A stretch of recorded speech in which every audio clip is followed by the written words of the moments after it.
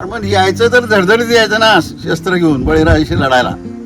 पण ते जमणार नाही म्हणून चोरून छुपून वामनाचं बारका एक उंचीला कमी असलेला बटू वामन म्हणून त्याचं रूप घेतलं, अशी कथा आहे.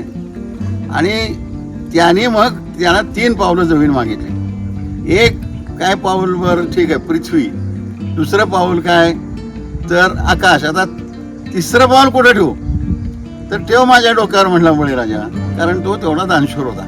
आता आपण वचन दिलेलं आहे, तर आता आम्ही पुन्हा बळीराजा होऊ देणार नाही. बळीराजाला पाताळात गाडलेला वर आणणार आणि कोण आमच्या बळीराजाच्या डोक्यावर पाय ठेवते बघू म्हणून या धरणाचा पाया जो काढला तो बलिप्रतिपदेला काढलेला आहे. आणि हा बलिप्रतिपदेला पाया काढून बळीराजाला आम्ही पाताळातून वर काढला. अशा तऱ्हेनं या ठिकाणी धरणाला सुरुवात झाली. पाताळात गाडलेला बळीराजा धरणाच्या रूपानं सांगली जिल्ह्यातील बलवडी तांदूळगावच्या सीमेवर पुन्हा सन्मानानं उभा राहिला. बळीराजाचं प्रतीक म्हणून जनतेनं लोकसहभागातून देशातील पहिलं धरण उभं केलं. आज या बळीराजा धरणातून परिसरातील अनेक शेतकऱ्यांची शेती सुजलाम सुफलाम झाली आहे. बलिप्रतिपदेला या धरणाच्या काठावर परिसरातील शेतकरी जमतात. वामन दहन करून बळीराजाचं गुणगान गातात. या धरणाच्या निर्मितीपूर्वी या परिसरातील जनता दुष्काळामध्ये होरपळलेली होती. पाणी नसल्यामुळे लोकांकडे जगण्याचं साधन नव्हतं. बळीराजा धरणाची जी निर्मिती आहे ही एका विशिष्ट परिस्थितीत झालेली आहे. त्या काळामध्ये प्रचंड दुष्काळ या भागामध्ये होता. हा 82, 83, 84चा काळ आहे. आणि त्याच वेळेला दुष्काळामुळं कायमची मुंबईला कामाला आलेली माणसंसुद्धा संपावर होती. गिरणी कामगारांची तीसुद्धा इकडं आलेली होती. रोजगार हमीशिवाय काही जगण्याला साधन नव्हतं. दुष्काळामुळे नदीपात्र कोरडं पडलं होतं. वाळू तस्करी जोमात सुरू होती. वाळू उपसा झाल्यामुळे परिसरातील पाणी पातळी कमी होऊन विहिरी कोरड्या पडल्या होत्या.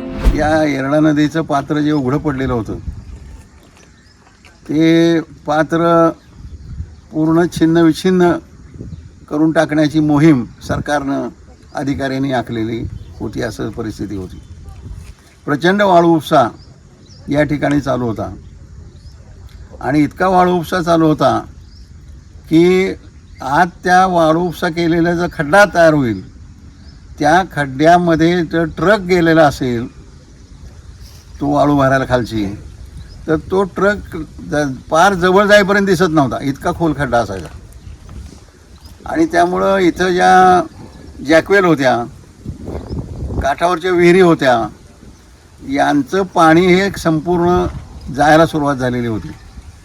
जवळजवळ 80%च्या पेक्षा जास्त या विहिरी कोरड्या पडलेल्या होत्या. मुक्ती संघर्ष चळवळीच्या माध्यमातून परिसरात मोठी चळवळ सुरू होती. या चळवळीच्या माध्यमातूनच वाळू तस्करी विरोधात एक मोठा संघर्ष उभा राहिला. वाळू चोरी रोखण्याबरोबरच परिसरातील पाणी पातळी खालावल्याच्या कारणांचा शोध घेण्यास सुरुवात झाली. त्यावेळेला मुक्ती संघर्ष चळवळ म्हणून समी मुक्तीदाराच्या नेतृत्वाखाली जी समुदाय चळवळ चालू होती त्या चळवळीच्या वतीनं या ठिकाणी संपूर्ण नद्यांचा सर्वे, ह्या नदीचा सर्वे करायला सुरुवात केली. आणि आम्ही पायी चालत इथून बलवडीच्या तिथून ते पार खटाव तालुक्याच्या सीमेपर्यंत दौरा केला. आणि वाटेत सभा मुक्काम करत सभा घेत असं आम्ही गेलेलो होतो. त्या गावची लोक आमच्यावर चालत यायचे. त्यामुळे आम्हाला जो अभ्यास झाला त्याच्या आधारावर आमच्या लक्षात असं आलं की जिथे इथं जास्त वाळू उपसा झाला आहे तिथे तिथं जास्त पाणी भूगर्भातलं संपलेलं आहे. आणि मग हे भयानक चित्र ज्यावेळेला समोर आलं त्यावेळेला एका बाजूला आम्हाला वाळू उपशाला विरोध करणारा संघर्ष करावा लागला. आणि या संघर्षामध्ये पूर्ण येदगावपासून ते बलवडी तांदूळगावपर्यंत इथे आपल्या तासगाव तालुक्याच्या हद्दीपर्यंत सगळ्या गावांचा लढा चालू झाला. ट्रकांचे आडवे, जसा बाबूगेनू परदेशी मालाच्या ट्रकाच्या आडवा पडायचा तसे आडवे पडू लागलो. या ठिकाणी काही कॉन्ट्रॅक्टर नाही, इथं बलवडीच्या ग्रामपंचायतीमध्ये धरून पण ठेवलेलं होतं. आणि कलेक्टरना फोन केलेला होता की यांना आपलं न्याय नाही काहीतरी करायचं करा. आणि यातून मग कलेक्टरची एक कमिटी नेमली गेली आणि ह्या कलेक्टरच्या कमिटीच्या मध्ये तज्ज्ञ घेतले गेले. नदीच्या परिसरातील खालवलेल्या पाणी पातळीच्या मागील खरे कारण भूगर्भशास्त्रज्ञांच्या लक्षात येत नव्हतं, पण या चळवळीतील सामान्य नागरिकांनी हे कारण शोधून काढलं. भूगर्भ शास्त्रातले जे तज्ज्ञ होते त्यांना सुद्धा याचा अभ्यास काही नव्हता. ते सांगायला लागले अमेरिकेमध्ये असा वाळू उपसा होतो, आणखीन तिथल्या नदीखोऱ्यांची ते नावं घ्यायला लागले. तर आम्ही सांगितलं की बाबा या ठिकाणी काळा पत्थर आहे, सह्याद्रीचा काळा पत्थर आहे, या पठारावरचा सह्याद्रीचा काळा पत्थर आहे. हा जो काळा पत्थर आहे ह्याला वाळूत रूपांतर व्हायला वर्षानुवर्ष जातात, तेव्हा तिथला आम्हाला सांगू नका. आणि मग इथं काय करावं असा प्रश्न चालू होता. वाळू उपसा तर रोखला, पण पुढे काय असा प्रश्न चळवळीतील कार्यकर्त्यांना पडला होता. याचं उत्तर या गावातील बंडू आप्पा नावाच्या व्यक्तीनं दिलं. आणि मग याला पर्याय म्हणून हे सगळं थांबायला पाहिजे म्हणून एक जो संघर्ष सुरू झाला त्यामध्ये आम्ही विचार करत असताना की इथं आपण हे वाळू जी नेत आहेत चोरून आणि ऑफिशियली सुद्धा ही फुकापासरी वाळू नेत आहेत आणि त्याचा गावाला काय उपयोग नाही कुठलेही.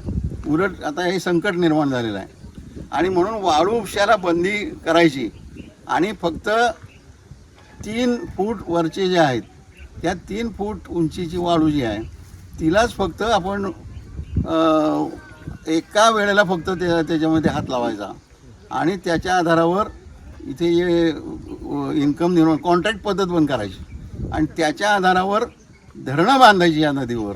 अशा तऱ्हेचा उपाय आला. पण त्याची सूचना कोणी आणली असेल तर तुम्हाला आश्चर्य वाटेल की ते बंडूअप्पा म्हणून एक फार जुने पेटेवाले कार्यकर्ते होते. आणि असेच गप्पा चर्चा करत आम्ही बसलो असताना ते म्हणले मग ह्यातनं धरण बांधलं तर काय होईल. आणि म्हणून मग धरणाची कल्पना आली. धरणाची कल्पना पुढे आली.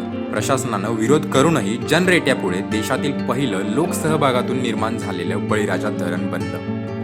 या चळवळीतून समान पाणी वाटपाचं तत्व पुढे आलं, ज्यामुळे देशाला पाणी धोरणाची दिशा मिळाली. आणि त्या दृष्टीनं दरवर्षी या ठिकाणी बळीराजाची आठवण केली जाते आणि बळीराजाचा समतेचा प्रतीक आहे आणि शेतकऱ्याचं प्रतीक आहे. याला पुन्हा आम्ही पातळात घालू देणार नाही आणि आम्ही समतेचं समाज आणू अशी शपथ घेण्याचा हा दिवस त्या दिवशीपासून त्या काळापासून इथे हे केला जातो.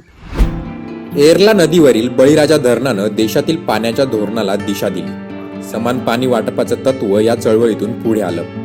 जनतेने शोधून काढलेली ही तत्व केवळ पुस्तकात राहिलेली नाहीत, तर ती आटपाडी सारख्या दुष्काळी भागामध्ये बंदिस्त पाईपलाईन सारख्या प्रयोगातून प्रत्यक्षात उतरली आहेत. सामान्य माणसांनी संघर्षातून उभं केलेलं हे धोरण बनवून आज संपूर्ण देशाला दिशादर्शक ठरत आहे. सागर गोतपगार, मॅक्स महाराष्ट्र.